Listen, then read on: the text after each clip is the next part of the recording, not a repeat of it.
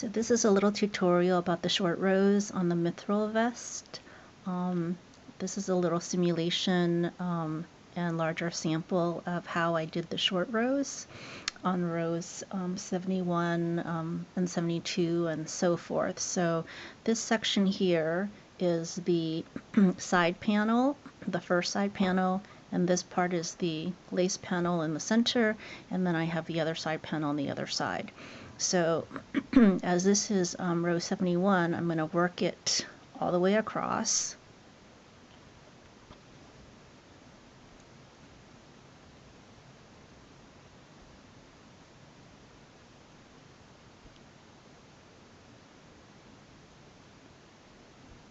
And you can see that I'm at the last row, so whatever that last stitch is, I'm going to slip the marker, move the yarn to the front, and then slip the next stitch, move the yarn to the back, and then slip it back, and slip the marker.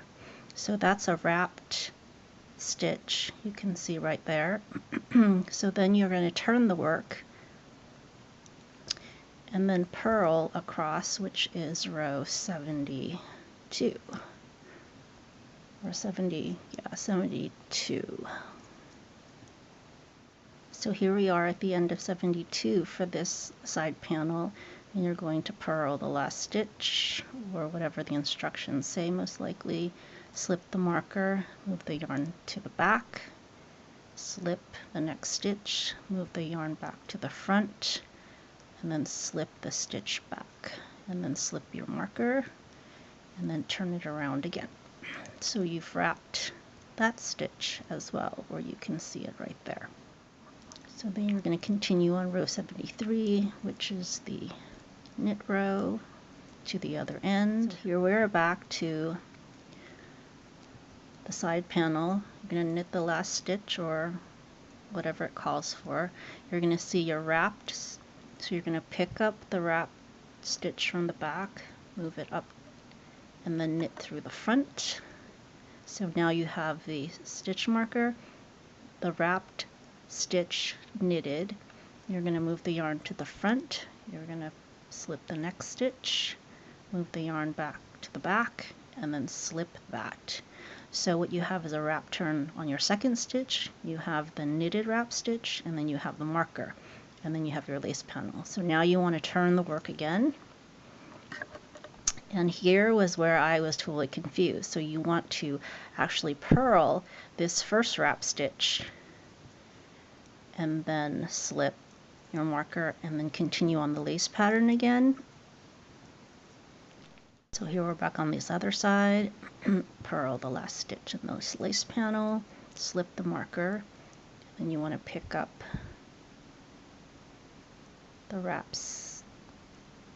And then you want to purl the two together, and then you want to move your yarn to the back, slip the next stitch, move the yarn back to the front, and then slip it back. So you have exactly the same thing as you had on the other side. So you have the wrap stitch, you have the stitch that you knitted. So now you're going to just knit this one, and then pass the stitch marker, and then do your lace panel again. And you want to continue in this mode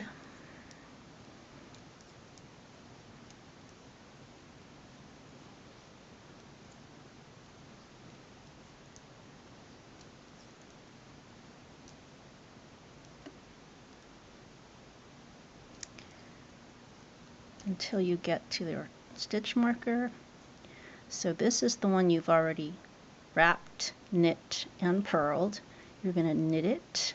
You're going to see that here's the wrap stitch. You're going to pick up the wrap and then knit the two together, and then move the yarn to the front, slip the next stitch, move the yarn to the back, slip the stitch back, and then turn your work.